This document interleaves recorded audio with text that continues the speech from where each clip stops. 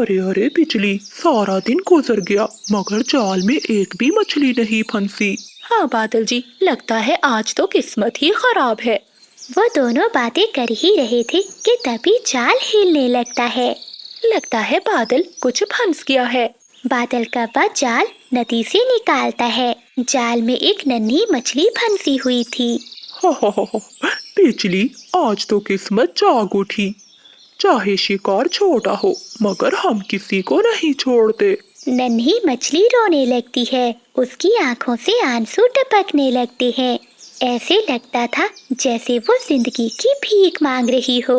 उसी समय मानो चिड़िया भोजन लेकर अपने घर की ओर जा रही थी। जब वो ये देखती है तो वहाँ आती है। कब्बो, तुम इतने लालची तो थे मगर अब इतने बेरहम कैसे बन गई हो? बेचारी नन्ही सी छोटी जान है, इसे छोड़ दो। भला इसे पकड़कर तुम्हें क्या मिल जाएगा? अच्छा चिड़िया, क्या तुम्हें नहीं मालूम, महारानी चील को मछलियाँ बहुत पसंद हैं। देखना, वो हमें इसके बदले में ढेर सारा भोजन देगी। मानो चिड़िया के दिल में रहम आ जाता है। वो अपना भोजन उन कौवों को दे देती है। ये लो, ये भोजन तुम ले लो, लेकिन इस नन्ही मछली को आजाद कर दो। अच्छा, अगर हम इसे तुम्हें दे दें तो यही थोड़ा सा भोजन मिलेगा, और अगर चील महारानी को देंगे तो बहुत सारा भोजन मिलेगा। बिजली, रहम करो, इस छोटी मछली पर रहम करो। तुम चिंता नहीं करो, मैं तुम्हें कल भी भोजन ला दूंगी। फिर बिजली कवि और बादल कौवा मान जाते हैं। वो जाल में से मछली को आजाद कर देते हैं। मानो चिड़िया भी अपने घर की ओर खुशी खुशी चली जाती है। था क्या हुआ बादल, तुम्हें नींद क्यों नहीं आ रही? नींद कैसे आएगी? पता है आज मुझे भूरे ने क्या बताया? अब क्या बता दिया है उस भूरे ने तुम्हें? उसने कहा है कि पास के जंगल में एक चूहा रहता है। क्या चूहा? हाँ बिजली, चूहा। पता है, वो कोई साधारण चूहा नहीं है, बल्कि वो हम पक्षियों की तरह बोल सकता है और भविष्य भी बताता है। मैं सोच रहा हूँ अगर वो चूहा हमें मिल गया तो सारा जंगल हमारा होगा। हम जंगल के अमीर कौवे बन जाएंगे। ये सुनकर तो बिजली कवि के मन में भी लालच आ जाता है। तो बादल जी, इसमें सोचने वाली क्या बात है? सुबह होते ही हम चले जाएंगे। अगली सुबह होते ही वो कौवे एक पिंजरा लेते हैं और दूसरे जंगल की ओर चले जाते हैं। वो जंगल बहुत अजीब था, घना और सन्नाटे से भरा हुआ। वो दोनों पेड़ों के बीच में जाकर बैठ जाते हैं। तभी उनकी नजर सामने पेड़ के नीचे बैठे हुए चूहे पर जाती है, जिसका नाम मोसू था। मोसू के बारे में कहा जाता था कि वो पक्षियों की जुबान भी समझता है और भविष्य के बारे में भी सच बताता है। वो कौवे छुपकर पेड़ के पीछे देख रहे थे कि तभी साधु उल्लू चूहे के पास आता है। लगता है मोसू कि मैं रास्ता भूल गया हूँ। मुझे बताओ कि सही रास्ता कौन सा है? हाँ साधु उल्लू जी, मैं इस जंगल में सभी की मदद करता हूँ। मैं आपको सही रास्ता बताता हूँ। बिजली और बादल ये देखकर बहुत हैरान थे। बिजली, देखा, ये चूहा तो सच में पक्षियों की भाषा में बात कर रहा है। अगर ये बातें कर सकता है तो भविष्य भी देख सकता होगा। मैं इसे पकड़कर बाजार में बेच दूंगा। जाते हुए साधु उल्लू चूहे के कान में कुछ बात बताता है और वहाँ से चला जाता है। साधु उल्लू के जाने के बाद बादल कौवा चूहे को पिंजरे में कैद कर लेता है। देख बे चूहे, अब तो हम कौवों के लिए काम करोगे। तुम हमारे लिए पक्षियों का भविष्य देखोगे और वो हमें बदले में देंगे ढेर सारा भोजन। मोसू बहुत डर जाता है और वो कौवों से कहता है, ठीक है कौवों, लेकिन मेरी भी एक शर्त है। तुम कभी भी अपना भविष्य मुझसे नहीं पूछोगे। अगर तुमने ऐसा किया तो इसका अंजाम बहुत बुरा होगा। हाँ छोटे चूहे, हमें अपना भविष्य नहीं जानना, हम अपनी किस्मत खुद बना लेंगे। ऐसे खुश होते हुए वो कौवे मोसू को अपने जंगल के बाजार में ले जाते हैं। आओ आओ पक्षियों, जो अपना भविष्य जानना चाहता है इस नन्हे मोसू से पूछ लो, वो सब बताएगा। बादल कप्पे की आवाज सुनकर जंगल के सभी पक्षी वहां जमा होते हैं। तभी एक कबूतरी कप्पे से कहती है, कप्पे, मेरे घर से एक बोरी अनाज की गायब हो गई है। मुझे इस चूहे से पूछकर बताओ, क्या वो बोरी मुझे मिल जाएगी? चल बे चूहे, जल्दी से बता, कबूतरी ने क्या पूछा है तुमसे? मौसू कहता है, कबूतरी बहन, कल सुबह तक वो वापिस आ जाएंगे और चोर कोई नहीं, तुम्हारे घर का नौकर है। चूहे को बोलता हुआ देखकर सभी पक्षी हैरान थे। ठीक है कप्पे, अगर तुम्हारे चूहे ने ठीक बताया होगा तो कल मैं तुम्हें भोजन दूंगी। अगली सुबह हो जाती है। कबूतरी भोजन के साथ वहां आती है। कप्पो, आपके चूहे ने तो बिल्कुल सच बताया है। मेरी अनाज की आते हैं। देखो पत्नी जी, आपके आने की खुशी में मैंने घर को फूलों से सजाया है। जरा देखो तो कितना सुंदर लग रहा है। क्या सुंदर? इस कबाड़ को तुम सुंदर कह रहे हो? ना यहाँ एसी है और ना फ्रिज। और मुझे बताओ, रसोई कहाँ है? फिर बादल कप्पा बिजली कप्पे को रसोई में ले जाता है। पत्नी जी, ये है मेरी रसोई, मैं तो यहीं भोजन बनाता हूँ। 2-4 टूटे हुए बर्तन और ये मिट्टी का चूल्हा। पता नहीं मेरी माँ को तुम्हें क्या पसंद आ गया। मेरी तो किस्मत ही फूट गई। बिजली की ऐसी बातें सुनकर बादल कप्पा तो कुछ भी नहीं बोलता। अगली सुबह हो जाती है। सुबह सवेरे ही बादल कप्पा काम पर चला जाता है। बिजली कप्पे अपना मोबाइल निकालती है और किसी से बातें करने लगती है। वो बुढ़ा बादल तो अपने काम पर चला गया। तुम जल्दी से नदी पर आ जाओ, मैं तुम्हें वहीं मिलूंगी। फोन रखते हुए बिजली कप्पे नदी की ओर चली जाती है। वहाँ तो एक अमीर भूरा कप्पा आया हुआ था। बिजली, तुम आ गई। मुझे तो लगा था कि शादी के बाद तुम मुझे भूल जाओगी और मैं तुमसे कभी भी मिल नहीं पाऊंगा।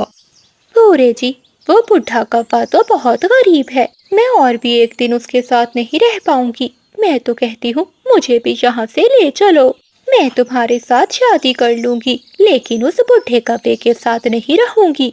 बिजली, चाहता तो मैं भी यही हूँ, लेकिन इस समय मेरे पापा विदेश गए हुए हैं। एक बार जब वो विदेश के जंगल से आ जाएंगे तो तुम और मैं मिलकर शादी कर लेंगे।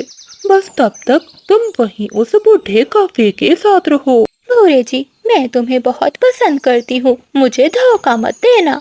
नहीं नहीं बिजली, मैं तुमसे ही शादी करूँगा, बस एक बार मेरे पिता घर आ जाएं। अच्छा भूरे, मेरी शादी वाले दिन क्यों नहीं आए? मैं तुम्हारी राह देखती रह गई।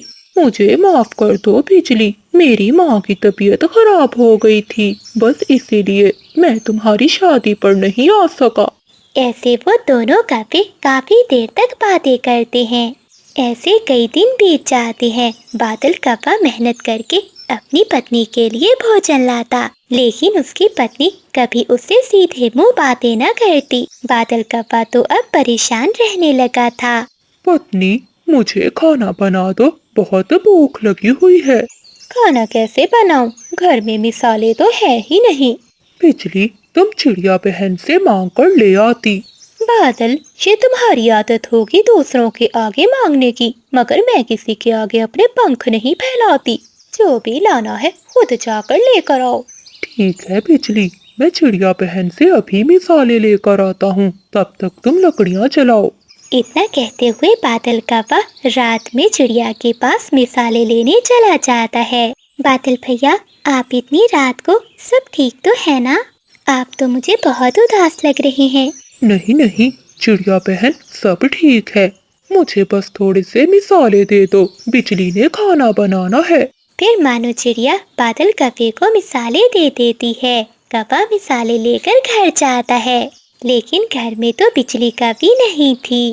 बिजली, बिजली, कहाँ हो तुम? इतनी रात में बिजली कहाँ जा सकती है? बादल कप्पा परेशान हो जाता है। तभी उसका फोन बजता है।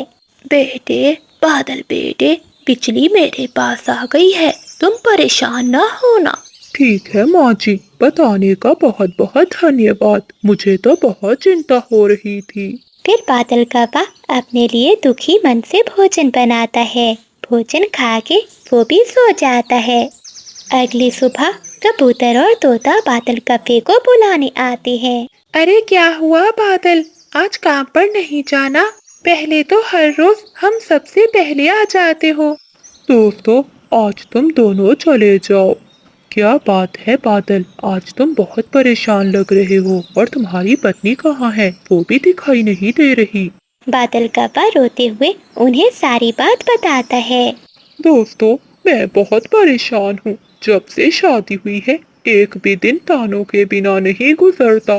जब देखो मुझे गरीब बुलाती है और जब मन करता है तो छोड़कर भाग जाती है। बादल चुप कर जाओ, रो मत। मैं समझ गया हूँ कि तुम्हारी पत्नी क्या चाहती है। तुम्हारी पत्नी का जन्मदिन आ रहा है, तुम बिजली के लिए कोई अच्छा सा गिफ्ट लेना, फिर देखना वो कितनी खुश होती है। हाँ, तोता सही कह रहा है। अच्छे से सोने के झुमके लेकर देना। मैंने भी अपनी पत्नी को ऐसे ही खुश किया था। वो भी शादी के शुरू में मुझसे नाराज रहती थी। धन्यवाद दोस्तों, अब मैं ऐसा ही करूँगा। फिर बादल कप्पा दिन रात मेहनत करता है। दिन गुजरते जाते हैं। बिजली कप्पे का जन्मदिन आ जाता है। चिंकी बहन, आज तो बिजली का जन्मदिन है, तुम उसके जन्मदिन की पार्टी में क्या पहनोगी? मैं तो उसके जन्मदिन पर लाल रंग की साड़ी पहनूंगी। तोते, कबूतरी और चिड़िया नदी पर बैठी हुई थी कि तभी बिजली कप्पे भी वहाँ आ जाती है। अरे ये तीनों यहाँ बैठी क्या कर रही हैं? भूरा भी आने वाला होगा। अरे तुम तीनों को कोई काम धंधा नहीं है, जब देखो यही बैठी रहती हो। जाओ यहाँ से। चिड़िया बहन, ये कप्पे तो बहुत बुरी है और तुम इसकी बर्थडे की पार्टी पर जाने की बातें कर रही थी। चलो, हमें नहीं जाना इसके जन्मदिन पर। ऐसा कहते हुए वो तीनों वहाँ से चली जाती हैं। थोड़ी देर बाद वहाँ भूरा कप्पा आ जाता है। भूरे, मेरा आज जन्मदिन है, तुम्हें याद है ना? हाँ हाँ, भला मैं कैसे भूल सकता हूँ अपनी परी का जन्मदिन। तो भूरे जी, आज रात 12 बजते ही मैं यहाँ आ जाऊंगी और तुम्हारा इंतजार करूंगी। हाँ हाँ बिजली, मैं जरूर आऊँगा। बिजली कप्पे खुशी खुशी घर आती है। बिजली कप्पे भी तैयार हो जाती है। तभी बादल कप्पा बिजली कप्पे के लिए गिफ्ट लेकर आता है। आज तो वो बहुत खुश था। अरे वाह, मेरी पत्नी आज कितनी सुंदर लग रही है।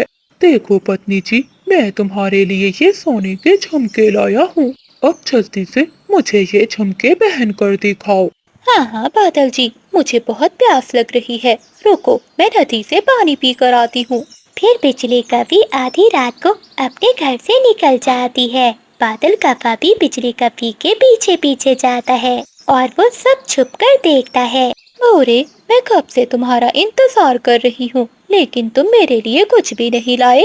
अब जल्दी से बताओ, कहाँ है मेरा गिफ्ट? मैं तो कुछ भी नहीं लाया, भूल गया। अच्छा छोड़ो, मुझे ये बताओ, तुमने अपने पिता से बात की है? बिजली, मैं तुमसे शादी नहीं कर सकता। मेरे पिता ने विदेश में मेरे लिए एक सुंदर कवि ढूंढ ली है। मैं तो अब उसी से शादी करूंगा।